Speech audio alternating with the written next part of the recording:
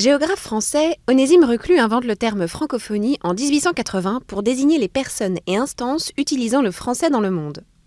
Le nombre de francophones atteint aujourd'hui 220 millions, ce qui fait du français la deuxième langue de l'Union européenne et la 9e mondiale. Plus de la moitié des locuteurs vit en Afrique, selon l'OIF, l'Organisation internationale de la francophonie. L'Algérie comptabilise la seconde communauté francophone au monde, avec plus de 11 millions de personnes sachant lire et écrire le français. En Afrique du Nord, par rapport à la population totale du pays, les Tunisiens distancent les Marocains.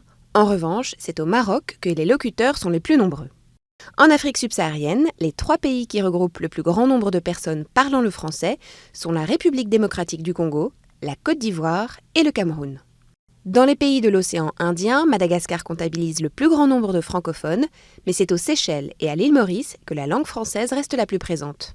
Au Moyen-Orient, le Liban devance l'Égypte.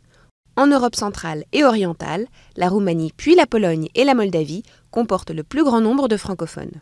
En Amérique du Nord, le Québec en recense 7 millions, soit 93% de sa population.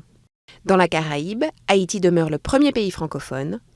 L'Asie, avec des chiffres très faibles, reste stable.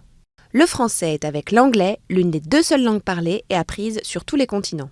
Aujourd'hui, 116 millions de personnes apprennent le français dans le monde avec 900 000 professeurs.